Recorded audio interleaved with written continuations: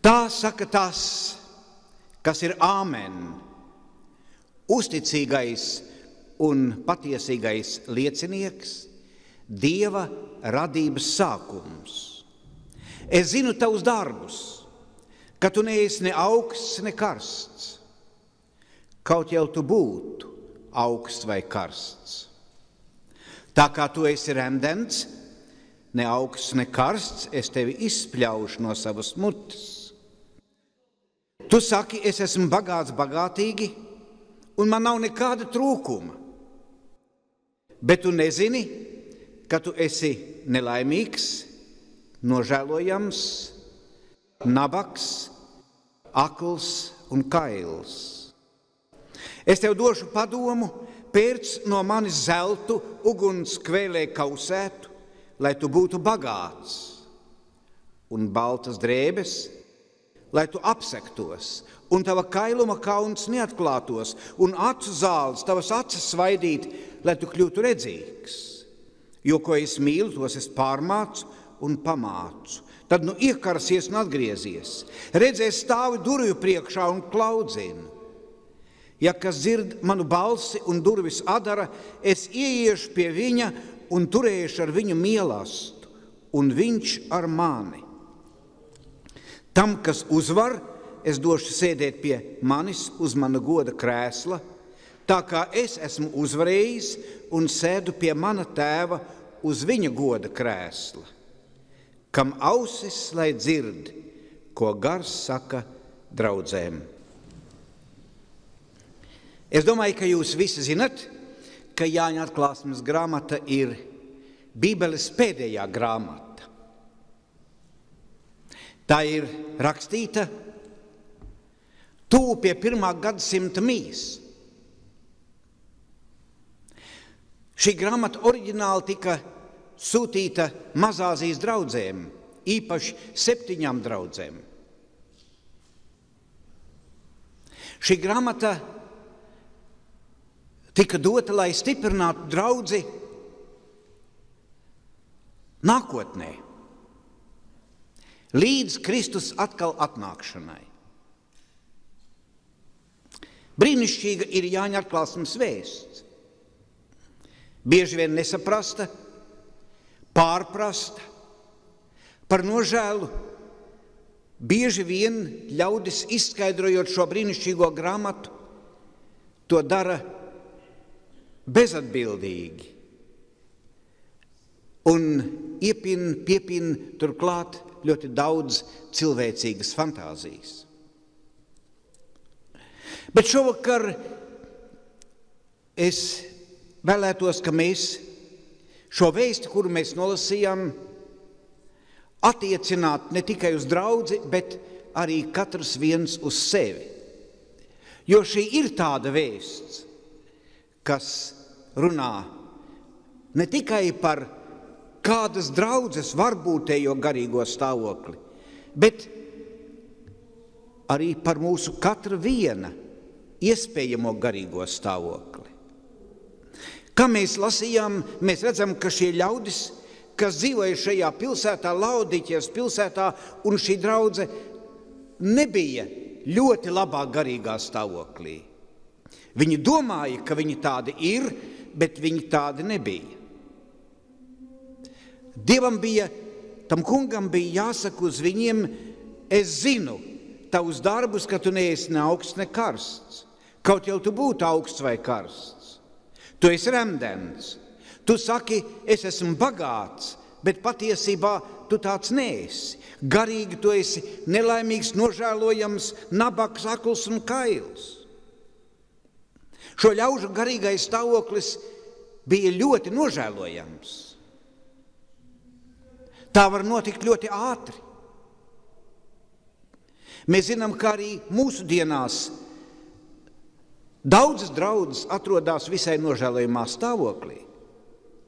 Un mums jāuzmanās un jāpārbauda, vai mūsu draudze neatrodas tādā stāvoklī. Un ja mēs tādi esam, sacīsim ar vienu vārdu remdeni, tad mums ir nepieciešama garīga atmoda. Mums ir nepieciešams atgriezties un iedegties par Dieva lietu. Daudzas lietas mēs šeit redzam, kas saistījās ar šo draudzi, ar šiem ļaudīm. Varbūt tā tas ir arī mums. Mums ir jāpārbauda, kādi mēs esam, kāda ir mūsu garīgā redze. Mums ir jāpārbauda to, vai patiesi mēs stāvam ticībā un esam stingri un nopamatoti, un vai mēs pareizi pārstāvam Dieva valstību un mūsu kungu Jēzu Kristu šajā pasaulē, kurā mēs dzīvojam.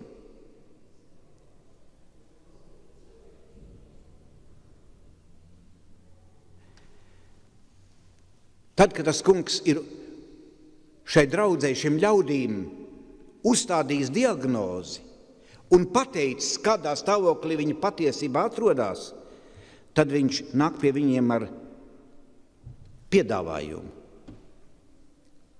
Un saka viņiem, dod padomu, pērc no manis zeltu, ugunskvēlē kausēt, lai tu būtu bagāts.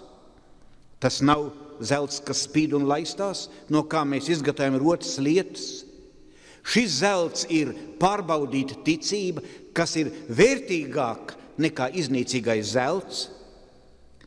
Pērc no manis baltas drēbes, tās nav fiziskas laba vai vāja vai citu linu vai vilnas auduma drēbes, nē, tās ir simboliski garīgas drēbes, baltas drēbes, šķīstas, skaidras sirds un sirdsapziņa, lai tu apsektos. Un pēc no manis acu zāles, lai tu varētu redzēt, pareizi redzēt. Mūsu skats bieži vien ir līdzīgs, kā mēs teikās lasam, kā troļļiem, kam ir iešķērtas acis. Mēs dažkārt nepareizi raugamies uz lietām, spriežam, pamatojoties uz dažādiem saviem personīgiem pieņēmumiem. Lūk, tas kungs dod padomu. Un tad ir ļoti brīnišķīgi, ka turpinājumā viņš ne tikai runā, bet viņš saka, redz, es stāvu durvju priekšā un klaudzinu. Ja kas dzird manu balsi un durvis atdara, es ieiešu pie viņa un turēšu ar viņu mīlestību, un viņš ar mani. Zināmā mērā šeit ir kaut kas ironisks, jo draudze tajā laikā, kad šī grāmata tika rakstīta, gaidīja Kristus atnākšanu. Tāpat kā mēs gaidām Kristus atnākšanu no debesīm. Bet Jēzus saka, es stāvu pie durvīm, es esmu šeit, es klaudzinu, atver durvis. To viņš saka draudzei, to viņš saka individiem. Un es gribētu sacīt, ka šis ir universāls aicinājums. Nav neviens ticīgs cilvēks, pie kura dzīves, pie kuras sirds Jēzus neklaudzinātu. Nav neviena draudze, kuras vidū viņš negribētu mājot godības un spēka pilns.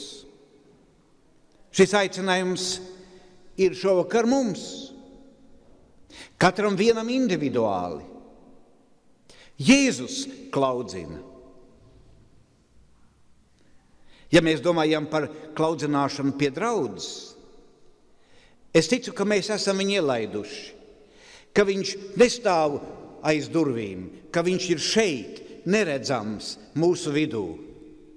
Bet patiesi viņš ir šeit, lai mūs svētītu. Bet viņš klaudzina pie mūsu sirds durvīm, pie daudzām durvīm. Un viņš lūdz, lai viņu ielaiž. Viņa rokas nav tukšas. Viņš nenāk, lai no mums kaut ko lūgtu, izlūgtos. Viņš nāk, un viņa rokās ir zelts, un viņa rokās ir drēbes, un viņa rokās ir zāles.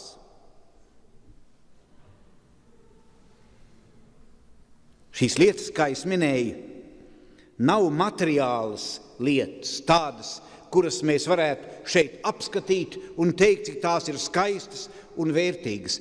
Tās ir vērtības, garīgas vērtības. Ja es atkārtoju, šis zelts, kuru viņš piedāvā, ir ticības zelts. Pārbaudīts ticības zelts. Kristīgā ticība ir pārbaudīta ticība. 2000 laikā kristīgā ticība ir pārbaudīta ticība. Sārti, zobens, vajāšanas, visāda veida pretestība 2000 gadu laikā nav spējusi iznīcināt šo no debesīm nākušo ticību, svētā gara doto ticību cilvēkiem.